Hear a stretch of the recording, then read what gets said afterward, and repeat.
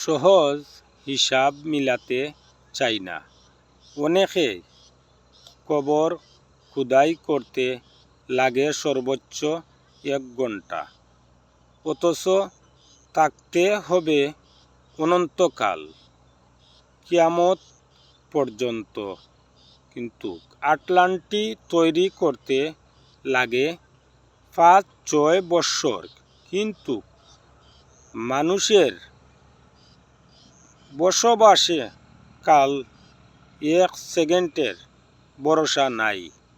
সবাই খেয়াল রাখবেন, মানুষের কিন্তু 1 সেকেন্ডের ভরসা থাকে না। আমরা কিন্তু 1000 বৎসরের আশা করে ফেলি আল্লাহর দরবারও। এই আশা আমরা যদি পূর্ণ থাকতে হয়, তাহলে আমাদের অনেক কিছু খেয়াল রাখতে হবে এবং চলা বসা করতে হবে, আল্লাহর নাম লইতে হবে, আল্লাহরে ডাকতে হবে। তখন হয়তো যদি আমাদের নসিবে থাকে আল্লাহ অনন্তকাল আমাদেরকে বাঁচিয়ে রাখতেন, তাহলে দেখবেন আমরা অনেক বাঁচিয়ে রয়েছি। কিন্তু আমরা কিসের আশা করি? আসলে আমরা কিসের আশা করি? এই আশাটা করতে হলে কিন্তু আমরা যত মুসলমান হল আছি না, সবাই কিন্তু অনেক খেয়াল রাখবেন। দেখেন, মানুষ যদি মৃত্যুবরণ করে, তাহলে পঞ্চায়েতের মানুষ এসে বলে কি, জোরর আজান পড়ে যাবে, আগে জোরর আগে নিয়া মাটি দেন, আর ঘরে রাখা যাবে না লাশ। কিন্তু আমরা যে লাশ আমরা ঘরের মধ্যে রাখার আর টাইম নেই। আমরা কোন দেশে বসবাস করি?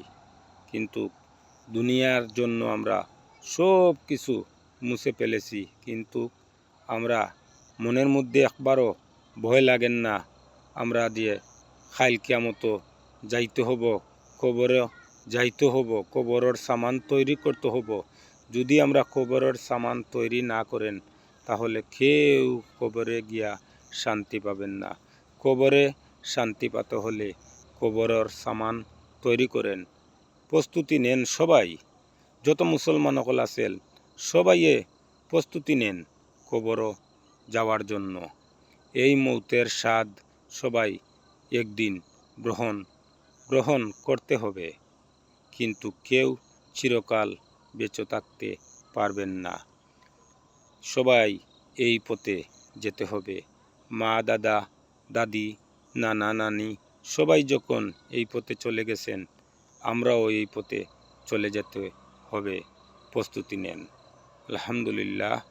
সবাই এই ভিডিওটা শেয়ার করবেন, কমেন্ট করবেন, দয়া করি। মাশাআল্লাহ।